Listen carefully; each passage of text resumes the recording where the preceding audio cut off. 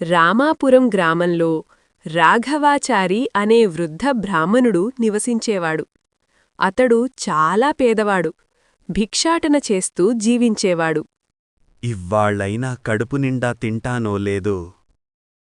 భర్త తెచ్చిన బియ్యం వండి మొదట తాను తిని మిగిలింది భర్తకు పెట్టేది. మొత్తం తానే తింటుందా? నాకేమైనా మిగులుస్తుందా? ఇగో ఈ మిగిలిన అన్నం తిని అంట్లు తోమి త్వరగా. అతని భార్య చాలా కోపిష్టిది, కఠిన స్వభావం కలది. ఆమెకు శరీరమంతా గోకే చర్మవ్యాధి ఉండేది. ప్రతిరోజూ ఆమె తాడును మడిచి రాత్రిళ్ళు భర్తను కొట్టేది. ఆ చేతుల్లోని మంట, గోకుడు తగ్గడానికి అది ఒకటే మార్గం.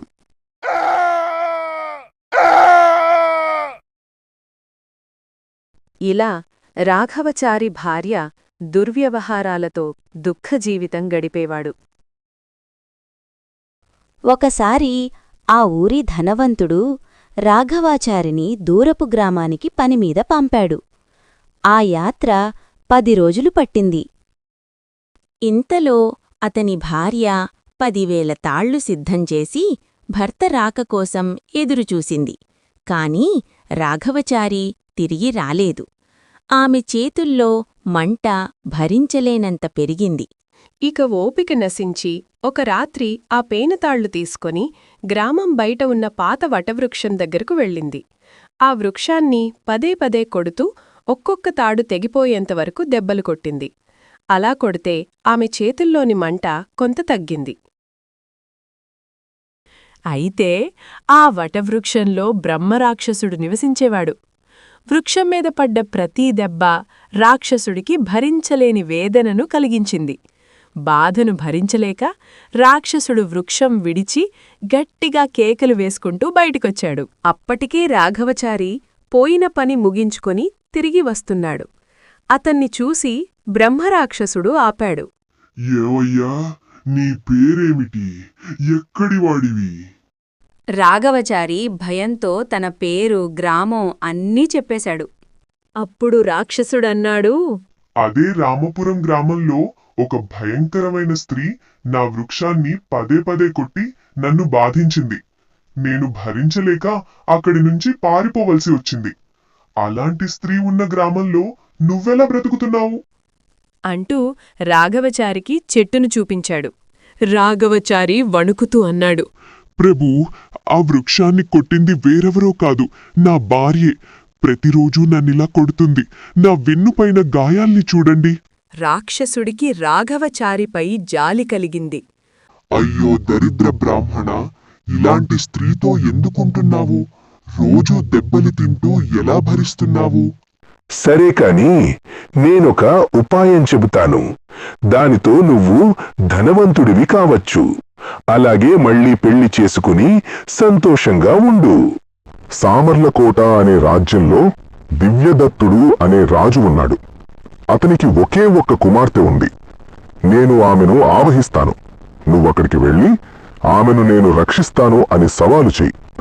రాజు నీకు అనేక గ్రామాలు, బహుమతులు ఇస్తాడు. అప్పుడు ఆమె చెవిలో నేనే వటవృక్షం కింద ఉండే బ్రాహ్మణుడిని అని చెప్పు. నేను వెంటనే బయటకు వస్తాను. నీవు సంపన్నుడవవుతావు, మంచి భార్యను పొందుతావు. అదే రాత్రి బ్రహ్మరాక్షసుడు రాజకుమారిపై ఆవహించాడు.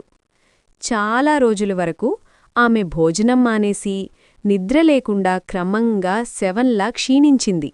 ఈరోజైనా కాస్త ఆహారం ఆరోగించండి యువరాణిగారు. వద్దు. రాజు నిరాశతో ఇంకా ఎక్కువ రోజులు బతకదేమో అని వేదన చెందాడు. రాజమహల్ అంతా శోకసంద్రంలో మునిగిపోయింది. అప్పుడే రాజ్యంలోకి వచ్చిన రాఘవచారి రాజభవనము ద్వారం వద్దకు వచ్చి ఇలా అన్నాడు. అయ్యా, రాజ్యమంతా రాజకుమారి ప్రమాదకర స్థితిలో ఉంది అని మాట్లాడుకుంటోంది. రాజప్రాసాదానికి చేరి నేను ఆమెను రక్షిస్తాను అని రాజభటులతో అన్నాడు. అందుకు రాజభటులు, వెళ్ళు వెళ్ళు, నీవల్ల ఏమవుతుంది? వైద్యులే ఏం చెయ్యలేకపోయారు. నాకొక్క అవకాశం ఇవ్వండి, నన్ను రాజుగారి వద్దకు పంపించండి అని వేడుకున్నాడు. భటులు అతన్ని రాజుగారి వద్దకు తీసుకువచ్చారు. ముందుగా తనను తాను రాజుగారికి పరిచయం చేసుకున్నాడు. ఆ తర్వాత ఇలా చెప్పసాగాడు. ప్రభూ, నేను రాజకుమారిని రక్షిస్తాను. నాకొక్క అవకాశమివ్వండి. సరే, నువ్వు గనక రాజకుమారిని సాధారణ స్థితికి తీసుకువస్తే నీకు బహుమతులతో పాటు గ్రామాలు రాసిస్తాను. అలాగే నీ అంగీకారంతో నీకు వివాహం జరిపిస్తాను. మహారాజా, నేను విఫలమైతే నా ప్రాణాలే పణంగా పెడతాను అని రాజుగారికి సవాలు విసిరాడు. అదిగో, నీకోసం బహుమతులు సిద్ధంగా ఉన్నాయి. వెళ్ళి కాపాడు. చిత్తం ప్రభూ అంటూ రాజకుమారి గదివైపు వెళ్ళాడు. వేషధారణ మార్చి రాజకుమారి గది తలుపులు తెరిచాడు. అక్కడ పగిలిన అద్దాలు, ధ్వంసమైన దీపాలు, చించుకుపోయిన దుప్పట్లు ఒక రాక్షస భయంకర వాతావరణంలా కనిపించాయి. ఒక్కసారిగా రాజకుమారి రాఘవచారిపై దాడి చేయచూసింది.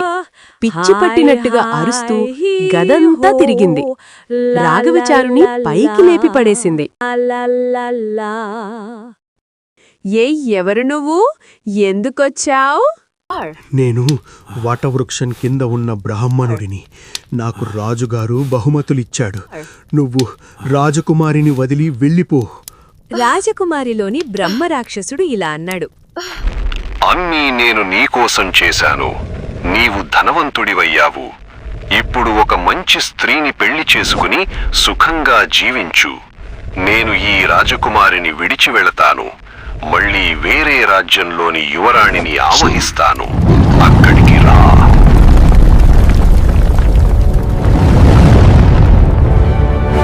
ఆకలిగా ఉంది. రాజు మాట ప్రకారం గ్రామాలు, బహుమతులు ఇచ్చాడు. ఒక పురోహిత్య కుటుంబం నుంచి మంచి స్త్రీని పెళ్లి చేసి రాఘవాచారికే సౌభాగ్య జీవితం కలిగేలా చేశాడు. వివాహం ఘనంగా జరిగింది. రాజకుమారి పూర్తిగా ఆరోగ్యవంతురాలైంది.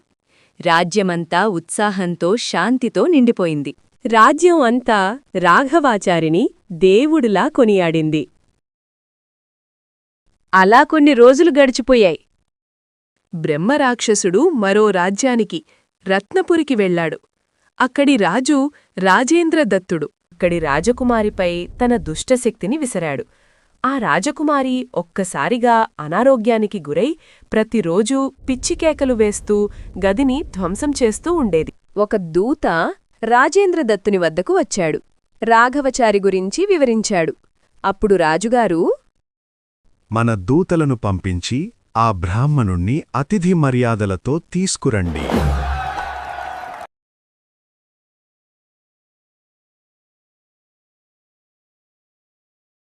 ఓ రాఘవాచారిగారు, మీ గురించి విన్నాను. మీకు శిరస్సు వంచి అభ్యర్థిస్తున్నాను. నా ఒక్కగానొక్క కుమార్తెను కాపాడండి. మీకు కావలసినంత ధనమిస్తాను. అయ్యో మహారాజా, అలా అనకండి. నేనెంతో అదృష్టవంతుణ్ణి. మీలాంటివారికి సహాయం చేయటం నా కర్తవ్యం. నా వంతు ప్రయత్నం చేస్తాను.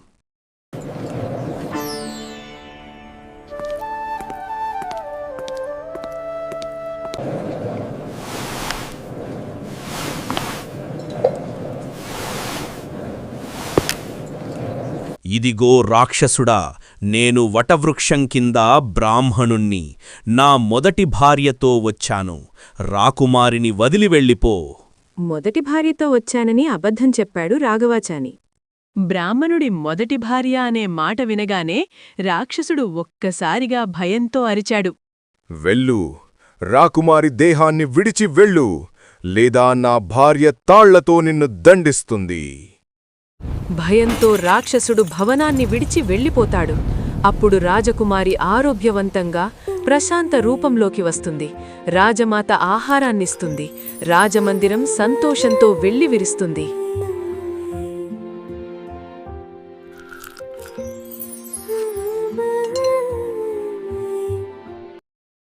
రాజుగారు రాఘవచారిని అనేక బహుమతులతో సత్కరించాడు. పాదాభివందనం చేశాడు. ఆ తర్వాత రాఘవచారి భార్యాపిల్లలతో ప్రశాంతమైన సంతోషకర జీవితం గడిపాడు. ఇలా అతని ధైర్యం, బుద్ధిచాతుర్యం, సన్మార్గం దేశమంతట్లో ప్రసిద్ధమయ్యాయి.